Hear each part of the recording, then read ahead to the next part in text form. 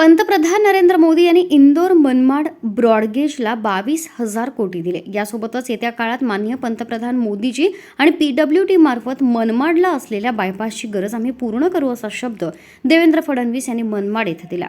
गिरणा धरणातून व पांझण डाव्या कालव्यातून असलेल्या पाण्याच्या मागणी संदर्भात लवकरच बैठक लावून हा देखील प्रश्न आम्ही सोडवणार आहोत। येथील आमदार सुहास कांदे यांनी नांदगाव आणि 78 गावांच्या सर्व योजनांसाठी 3,500 कोटी इथं आणले अशी माहिती त्यांनी दिली। नाही मी म्हटलं सुहासजी चिंता करू नका, आता शिंदे साहेबांच्या नेतृत्वात तुमचं सरकार आलाय आणि एका झटक्यात आम्ही त्या ठिकाणी ते पैसे मंजूर केले आणि मला विश्वास आहे 10% काम बाकी आहे।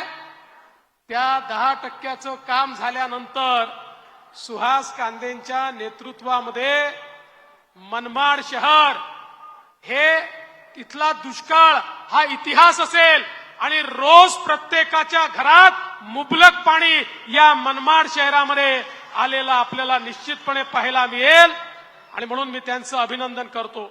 नांदगावची योजना असेल, 78 गावाची योजना असेल, सगळ्या योजना मिळून 3,500 कोटी रुपये या ठिकाणी सुहास कांदेंनी आणले। आणि जसं स्टेडियम हे मोठ्या मोठ्या शहरांमध्ये नाही, असं 35 कोटी रुपयाचं स्टेडियम या मनमाडमध्ये बांधण्याचं काम त्यांच्या माध्यमातून होत आहे। म्हणून मी खरोखर सुहासजी तुमचं देखील अतिशय मनपूर्वक अभिनंदन करतो। आणि तुम्ही अपेक्षा व्यक्त केली आहे, MIDC तर आली पण उद्योगही आला पाहिजे। सुहासजी मागच्याही वेळेस सर्वात चांगला लीड मनमाडनी दिलाय, याही वेळेस मला विश्वास आहे भारतीताईंना सर्वात जास्त लीड मनमाडच देणार आहे। आणि एकदा तुम्ही लीड दिली की या ठिकाणी उद्योग आणण्याची जबाबदारी माझी आहे। तुमच्या खांद्याला खांदा लावून या MIDC मध्ये उद्योगही आणू आणि यासोबत या ठिकाणी गिरणा धरणातून पांझण डाव्या कालव्यातून पाण्याची मागणी आहे, माळमाथ्यावरच्या पाण्याची मागणी आहे। या सगळ्या मागण्या तुम्हाला माहिती आहे, तुम्ही जेव्हाही माझ्याकडे किंवा शिंदे साहेबांकडे येता कधीच रिकाम्या हाताने जात नाही। आम्ही तुमच्याकरता बेरर चेक सारखे आहोत, तुम्ही थेट त्याच्यावर स्वतःचं नाव लिहू शकता।